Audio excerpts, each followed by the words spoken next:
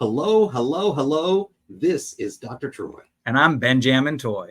We're broadcasting from the Cohesion Culture headquarters in beautiful Charleston, South Carolina, where even when it rains, the sun still shines. You're going to hear real-time stories from leaders confessing their most crucial or recent experiences in business. Learn what their cost them, steps they took to fix it, and how they planned to not do that one again.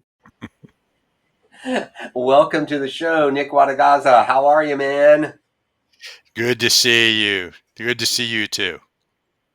And if we were any better, we'd be you. That's how we're doing today. Well, I'm so happy to be with you. I'm fans of you too. Always have appreciated the work you do and your support. Yeah, love joining that CU's Together conference that we've done that you hold there in Myrtle Beach. And I know it's got a very special place in your heart because the proceeds of that are furthering individuals, leaders getting more development, more opportunity. Love that. That's why you're perfect for the episode today. So we'd like to just start off and ask you this question, something we call connections before content. And we'd like to know something about you that is not on your resume. And you have an expansive resume. So what is something about you that you'll share with people that's not on that resume? Well, I guess one of my favorite points, Wodogaza. I always tell people my last name, it's only 8 letters, but it's those 4 syllables. And originally I used to get a lot of, you're not from around here, are you? But actually it's Croatian, part of Yugoslavia at one time. And I am a quarter Croatian, a quarter Italian, British, Irish, Scottish, making up the rest. And part of my goal, hopefully in the not too distant future, I know you both are real travelers, is to spend some time in Italy and spend some time in Croatia. Year before last, when I was in Greece, I was telling people I was getting closer to my people because when you look on the map, Greece is just south of those 2 countries. I love it. I love it. And if you do get a chance to go to Croatia, there's a lot of really beautiful area, but I really love Dubrovnik. And one of the things that I loved about it was the walled city. You can actually get up and walk on the wall for really pretty much around the city. It has a traditional inside. Of course, the city itself is expanded beyond the walled city, which was the original. But what I love is they protected the moat. They still have the drawbridge that comes down that allows people to go into that portion of the market square and kind of interact into that particular space. I don't think they draw up the drawbridge every day, but the concept is there. And I just found that to be quite so fascinating. That area of town. Yeah. Yeah. Looking forward to it. So we have another question. As folks get to know you a little better, I know you have a fan base, if you will, as well with a group. But we want to know who you are. What are the character traits that either others would describe you as, or things that you're aspiring to be known for? So character traits, behaviors, things like that. Not roles, not positions you've had, not interest of study, but who is Nick? Well, thank you. Great question.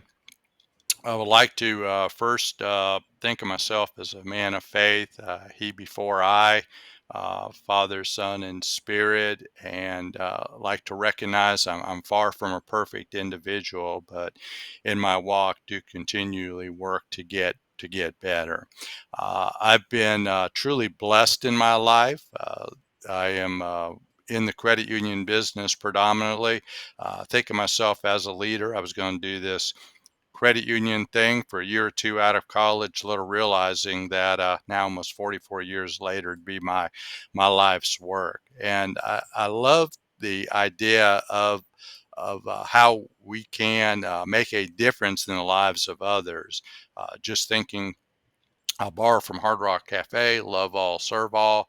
And I believe that we are to lead our lives intentionally, lead lives of service. I've hoped that I've always been a humble servant. I had an opportunity to grow up, as I say, in the credit union space, starting as a staff member, becoming a supervisor, a manager, vice president at the league, and then going on to be a manager of small credit union, CEO of what became a very large credit union in Columbia, South Carolina, and hope that I am able to still make a difference in the lives of others. I believe that we have seasons and consider this to be the third career in my working season as I now work as an advisor. But I think it's first and foremost important that we lead lives of purpose, and that really is what I like to think is who I am.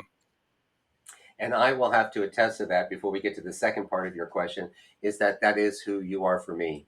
You are a person who makes a difference. You're a person who cares about other people. You show up for them. It's just really, it's great. Like, it's no wonder that you have been blessed with a great career and a great opportunity, and now your third chance for a career because of the type of individual you are. You are a good human, Nick, and it has Oh, been my pleasure to know you. That's awesome. thank you, sir. Ditto that too. So we've already got into some of those roles that you've been fortunate to be part of. So let's learn a little bit more about that, of what you've done in those years, and also what you're doing now presently, because it has transitioned a little bit. Sure. As I say, as I graduated from college, started working with the South Carolina Credit Union League. Again, working with credit unions. I thought I'd do it a year or two, go off and make money, little realizing that 44 years later it'd become my life's work. Over a period of time, I became yeah, it's like life's what happens when you're making other plans, right? But became a supervisor, later became a manager with the league. I became the league vice president, and as I mentioned, managed an insolvent credit union out of insolvency.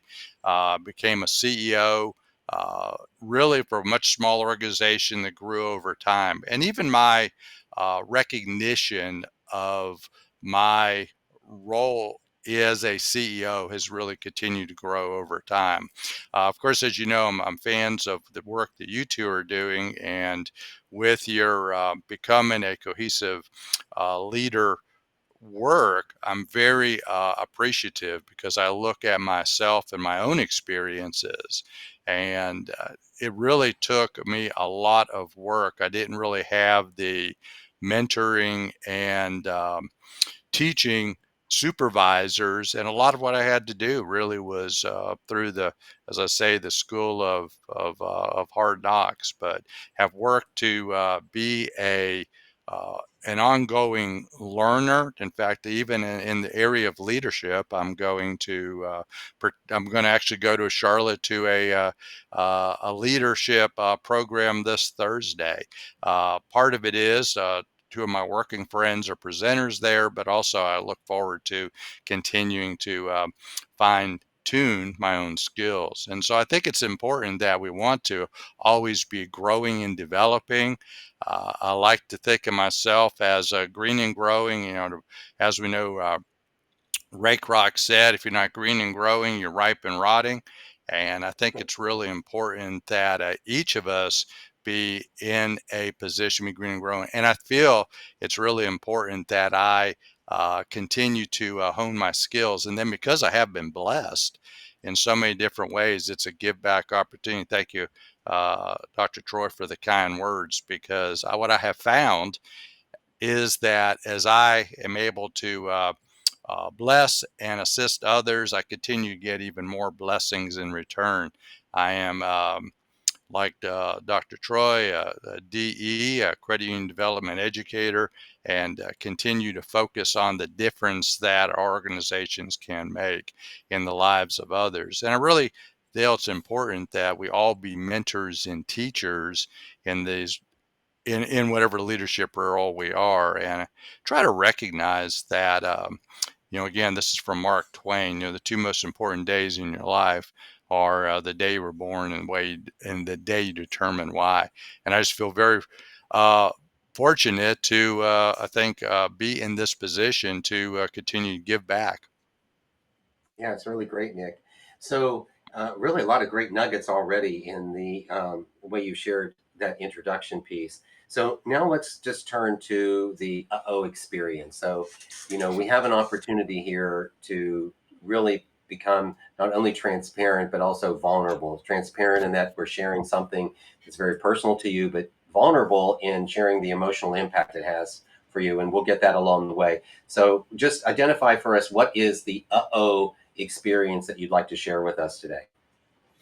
All right, first off, as we hopefully are continually growing and developing, we're also looking back at those opportunities where we could have done better. And as I look back, I'd like to focus on early in my career as I became that supervisor and I became that manager. It was during a time or with folks, my managers at the time, wonderful people, but they were not necessarily mentors in teachers in the what we now consider to be the most ideal manner. And a lot of it was, here's your new title. Congratulations. This is how you handle expense vouchers. Don't forget you have to do annual evaluations and good luck. And so there was a lot of errors along the way. Uh, Really, the technicals in so many ways, as we all know, are the easy part of the job. Just being in a position where you work with others, you teach them. There's a good bit of OJT, on the job training. But then, what happens when things go wrong, or even you want to be able to create an inclusive culture. You want to really be gracious and provide. Thanks, recognize gratitude. And along the way, that was not an area where I received a lot of guidance. And so I really would say I was somebody who made a lot of mistakes. And the mistakes would be just, I'll characterize them even as hurt feelings or just overlooked opportunities to have provided real, feedback, real thanks as I worked with individual people. I'd look at even something that you have, again, I'll refer to your book because it is such a great example. I'll call it the chocolate plant, and the growth being enhanced just because of the pruning process. I believe I would have gained in having had that opportunity to have had some better mentorship and better training programs be made available for me. And so I So made a lot of that's mistakes. The cost, okay. I was going to say, Good. the So that's cost yeah. great. Yeah, great foundation. So really get that had you've had that mentoring, that would have made a difference. So what is a single uh-oh experience that you would isolate? What is one thing that you would actually say was an uh-oh thing for you? So I went from being a supervisor to a manager, including a immediate manager of people at the time who were my coworkers. So the experience was those folks who previously were my peers that suddenly became my staff members, and I could have handled those interactions in a couple cases much better. I could have. Been more conscious and respectful of that transition. And people, as you know, don't immediately look at you as their manager. You have to earn that respect. And at the time, I felt like, okay, I'm the manager, so I should immediately receive that respect. So the uh-oh moment were the errors uh, for two individuals who I worked with at the time, and one individual ended up leaving the organization. Another one ended up moving to another part of the organization, and those were in my own case, the uh-oh moments where I could have and ultimately learned to better handle my interactions? Am I working with others? And those were really valuable experiences. Hmm. And what would you say that it cost you? What would you say that this uh-oh experience cost you in the way of time, money, reputation? What would you say? All the above, really, because you have to go through the process. And then, they departed, with good relationships. And one again, went to another part of the organization, and we continued to work together. And part of it was generational. They were actually much older than I was, so I think that was a potential issue. But I could have been more conscious. So what does it cost? Just the process of having, to replace those individuals, train new people, the cost that is involved with that experience, a bit of a reputation, just because we all want to have a very positive reputation. At the same time, I really feel it was rarely beneficial for me, because it became an opportunity for me to better learn. We look at, if you're familiar with, the NFL, we recently had the NFL draft. Those people who are drafted in the first round have a much stronger set of credentials than those that are drafted in the fourth, fifth, or sixth round. So for me, it really became a opportunity to really take a step back, to learn that I had a lot to learn. Hmm. Yeah. What were the things that you implemented so that you wouldn't do that anymore or act that way? Well, again, I'm going back as I tell this story over 40 years. So there were a lot of steps that I began to put in place. I did also, begin. I didn't really get a lot of feedback from my own manager, my own supervisor at that time. Over a period of time, they were really able to really develop a stronger rapport, and just have to figure out a way that you can best work with people.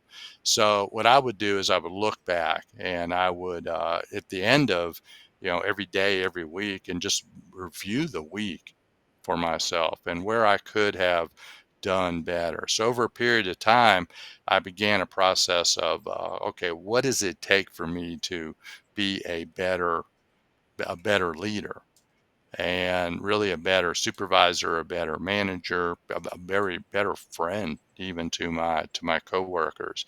And there is a bit of a dynamic that's involved when you when you're a coworker and then you're elevated to a manager position. That's one dynamic. Quite honestly, when you actually bring somebody new into the organization, they only know you as their immediate supervisor. There's are certain aspects that are a lot easier. And so you're Yeah. just in a position where you have to, recognize, okay, I made this mistake. And I did also talk to both those individuals on an ongoing basis. So and they never, said that any of my behaviors, I just perceived as my behaviors that caused them both to leave. And although the other three, four peers that became staff members, we all continue to work together over a period of time. I still look at that as, I focus more on those losses than I do on the wins. And so when you recognized this uh-oh experience between these two individuals, was it like what clicked inside your brain that actually said to you, uh-oh, I didn't do this well?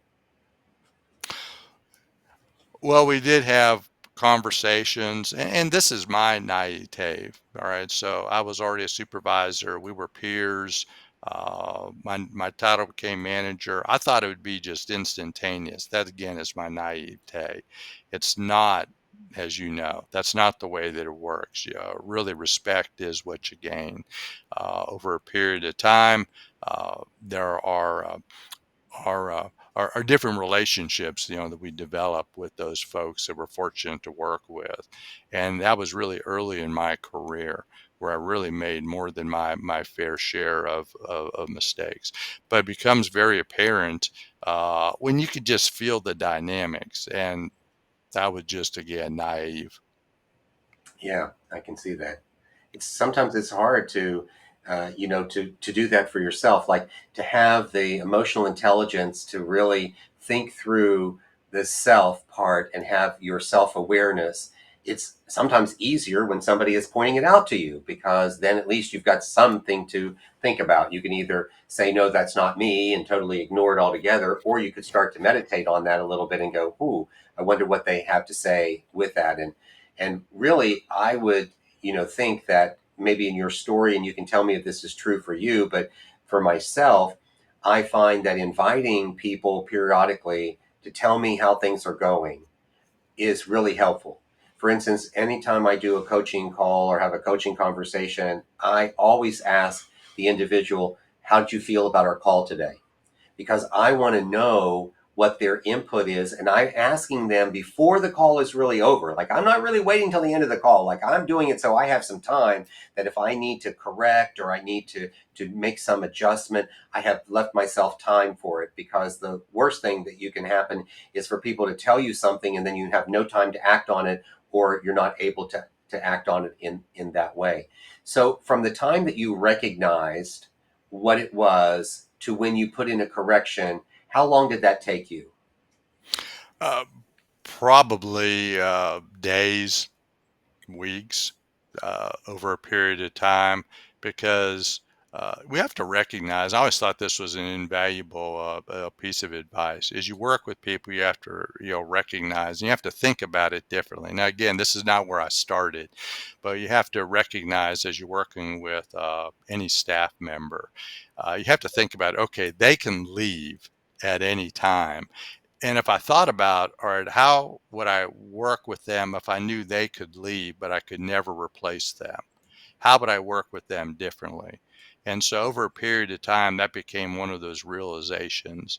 And a lot of it is just developing the mindset. If you think about it, that yes, I can replace that individual in a short period of time. All I lose is a little bit of time, a little bit of money for the organization. But if you think about it that way, I think you're really being short-sighted. You have to think about, as you work with each individual person, how would I work with them differently if I could not replace them? And so over a period of time, I really did start to put in um, the mechanisms, both self-evaluation and education. And that's where I really feel I was fortunate, because I had some of those missteps early in my career. And then over a period of time, I was in a great position to continue to build from those initial trips. I'll call it that.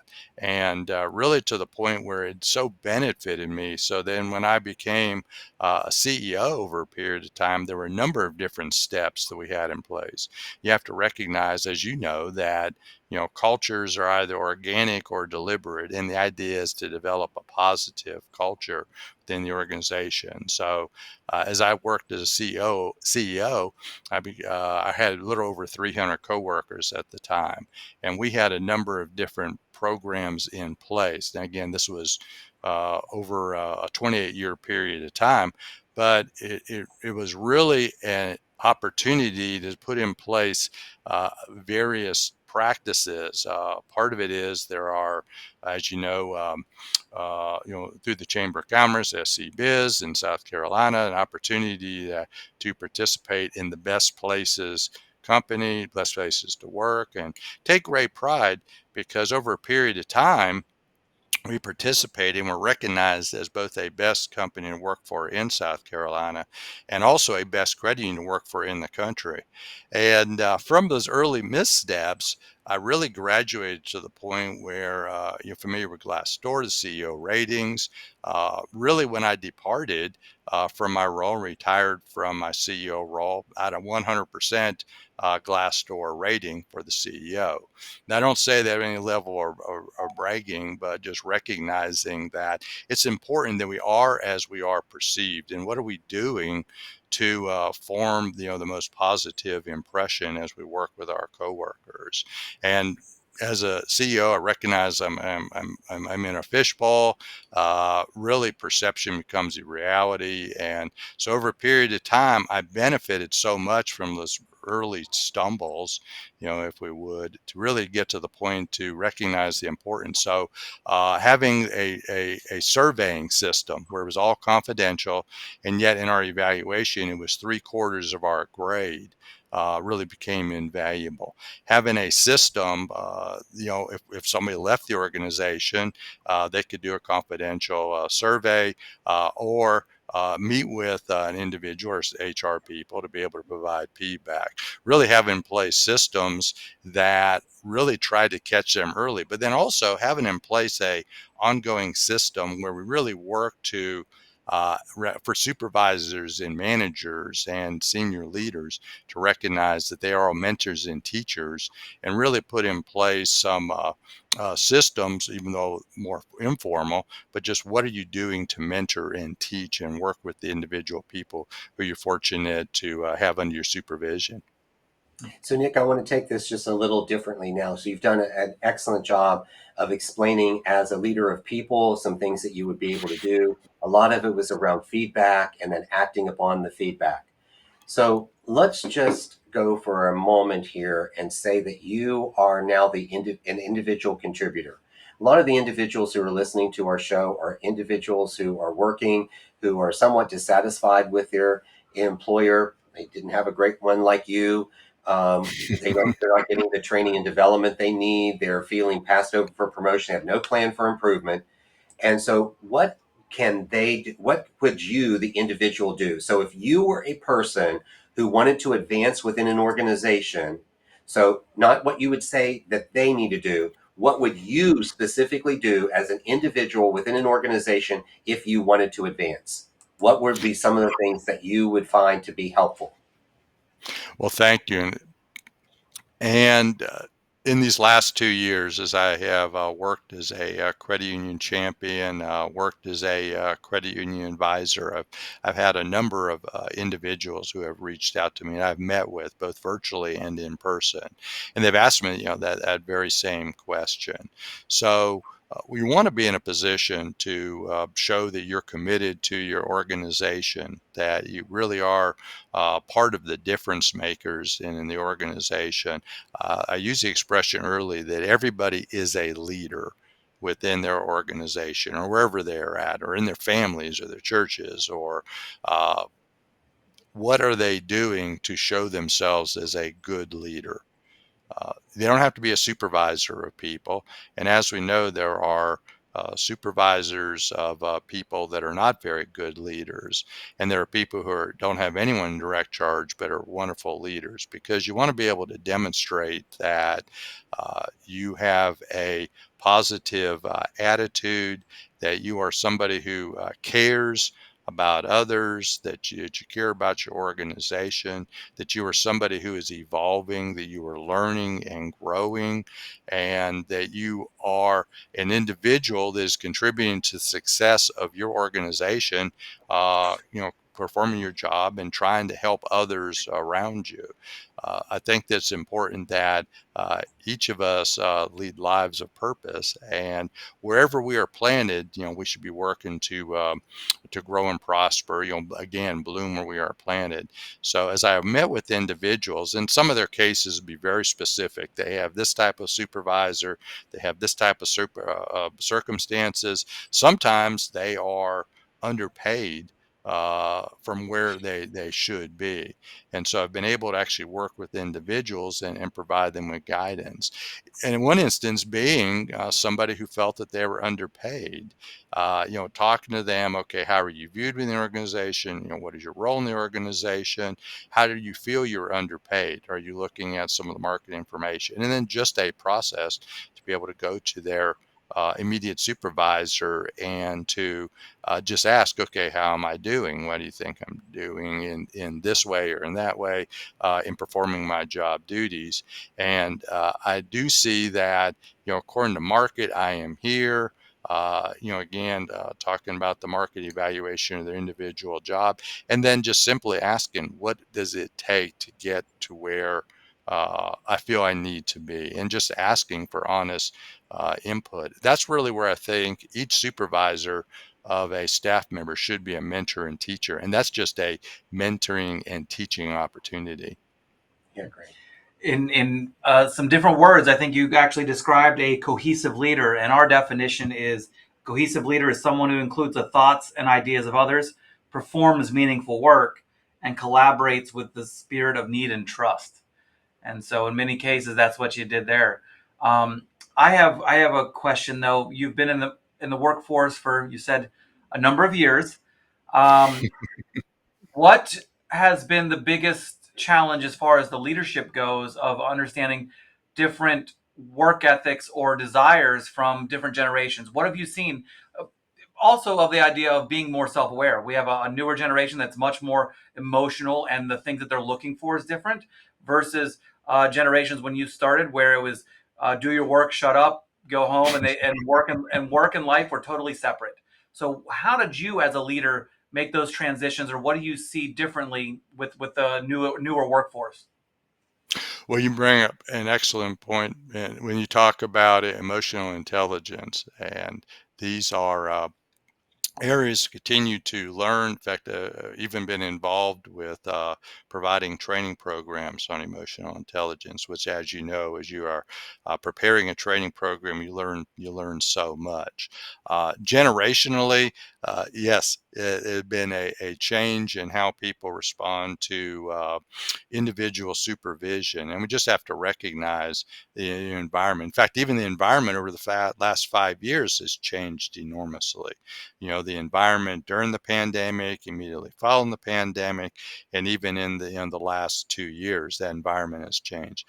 I'm one who believes, yeah, I will hear people say this generation, they're not willing to work, they're not willing to do this, they're not willing to do that. I think every generation falls in that categorization by its immediately preceding generation. People are just people. I think that people want to feel they are part of something bigger than themselves. They just want to feel that they are part of an organization and part of making a difference. And that really was even an advantage for where I worked because we just recognized our goal was to be the best place for our members. We're accrediting, we have members, being a member-owned institution, providing them with friendly, quality financial services, offering real value, that helping our members achieve financial success, and really be a place where my coworkers, the staff members of the organization, were having an opportunity to grow and develop and succeed. We were very unique in that even though I had over 300 coworkers, fully 100 of them were in a position that we characterized as member service representatives, but they were tellers within our 14 offices and call center and e-office. And tellering has a tremendous level of turnover. So it was really important for us to be in positions. We work with individual staff members. Yes, tellering was part of their job, but then also we were able to work with them to help them grow and develop within their role. That we really focused on their ability to be solutions oriented when they work with others. Our goal being to help our members achieve financial success, and how were they in a position to make a difference in the lives of others, just helping them understand that as they were assisting others, that they were truly making a difference. And we spent a lot of time in surveying practices. In fact, I would look at on a weekly basis easily 150 to 200 surveys. Originally they were in paper, then they became electronic, and we would provide immediate feedback to the individuals. At one time it was on a weekly basis, then it became on a daily basis with immediate feedback. So I look at it that all people want to know is that they are making a difference in this world. And there are people who have different views. They really are in it just for the paycheck. They really don't have that same level of commitment. But for those who truly had our same mindset and they wanted to be people making a difference in this world, they very quickly became really critical parts of our organization. And so that's really why we were both recognized as a best place to work and best creating to work for, because of being able to show them the way, and then also being in a great position where people would be in those roles, those entry level roles, over a period of time would grow up into other positions within the organization. Ben-Jamin, excuse me, I think I got that one right. It's all good. Thank you. Yeah, That's good. Really great. So, Nick, thank you for the richness of the information you shared with us today, really helping people think through communication. It's being self aware, it's asking yourself sometimes the questions that you might need to go deeper into things, not just allowing everything to be at a surface, taking personal accountability and responsibility. That was, is absolutely very clear in your messaging. What was a question that you thought we would ask today that we did not? They the one I wondered about, and actually it's a question I have for you two. Uh, Oh, it's no, there's the important, first. obviously. It's important that, in my mind, that, that we are joyful as we are interacting with others. In fact, we are guided, that, to be joyful always. So, my question I was expecting was my own approach to, having a positive attitude as a leader. And so I ask you both that same question. Well, now that's a twist that we've got the guest asking Yeah. us the questions. And phrase it how what the actual question is. Well, Positive attitude. yeah, What, and again, it's part of the mindset. How do you create a How do you positive create the positive mindset? mindset Okay, individually, yourselves? gotcha. That's a great question. I'll let Troy answer first. you want to build for my answer? Well, for me, positive attitude is really just how I prepare my mindset. And it's really making sure that I am being as truthful and authentic with myself as I possibly can. There's a whole lot of over my period of time that I've had to really learn in my self awareness and not just be caught up in what I think, but also gathering information from others as to how what they feel is happening because it really contributes to my positive attitude.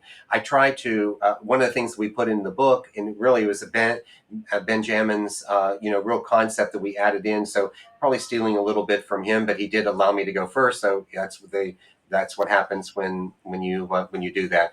But it's removing like negative thoughts from your mind. Like you can get so much more out of your life by just getting rid of the negative, not allowing it to take over. And so for me, life works. I make life work. I even in the midst of it not working, I'm figuring out it's going to work. Maybe this is a test I'm supposed to go through. Maybe this is something that I'm supposed to experience. What can I learn from this particular experience? So for me, I think that's what fuels it. And then, and additionally, I don't want to discount my faith and my meditation of my faith and what that means to actually seek a higher power and what support I can get from that higher power that I'm looking forward to. So that would be me, Ben. I'd go with my joke answer first, which is having a positive outlook won't solve all your problems, but it'll annoy just enough people to make it worth the effort. Um, but the other piece is it's a choice. The mindset and that is a choice. And why would you want to go with the alternative of having that negative outlook or not being the optimist and want it? Why would you not want to have things work out? Why would you not? And so that's, I guess, in my faith, is the idea of always having hope. So if I can understand that if you don't have an area for hope, but the mindset is I want to see the best in things. Like it's a choice to want to see those solutions. I had to work on getting those ants squashed, which is the automatic negative thought. And now it's almost impossible for me to go down a negative rabbit hole of anything. Someone doesn't reply. I'm like, oh, their phone died. Like, not that they're blowing me. Like some people's mindset is the blow. I look at it as a reality. Oh, something happened and no big deal. We'll find out when later. Not they're blowing me off. They never want to talk to me. I said something wrong the last time. That's the negative side of it. And then the idea of the anxiety of having a not having the positive anxiety to me is uh, stressing over a future that probably won't happen. And the depression side is stressing over a past that already has. So, I want to just look at the positive of everything. So again, Yeah. that for me, it comes down to the choice. I make the active choice to get rid of the negative thoughts quickly, but also reframe everything to see it how it can be positive. Now that doesn't discount the crap and bad things that do happen. Right. I mean, it's still going to Yeah. happen, right? And but what I think is, and just to expand on that, is it's not adding more to the story than what the story is. Like you said, well, they didn't respond, so Right. well, wonder what could be happening. Well, it's really easy for us to jump to it and say they're blowing me off, they don't care about me, blah blah blah. But what if something was happening in their life? So I really try to give people more the benefit of the doubt, and I don't know, I just find that it's part of, like, the positive attitude is my responsibility. My job is not trying to make everybody happy, but to make sure I don't become a reason they are unhappy. So Yes. I kind of put the focus and the energy and all the attention on me, and know that I'm responsible for the choices I make, not for circumstances. Circumstances do not control how I feel.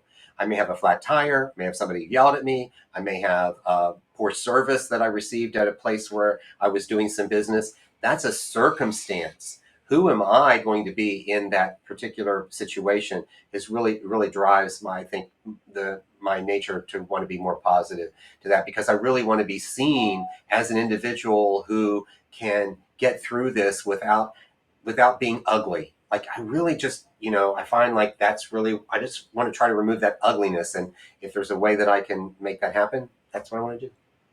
So Absolutely, and I agree completely. It's not what happens to us; it's how we react to it. And again, even for myself, what am I doing to be joyful and to do, as you both mentioned, just pushing the negative thoughts out. And I think that what makes a big difference is again our own emotional intelligence, but then also being in a position to both lead lives of purpose, but also be grateful for those blessings which we do have as part of our lives.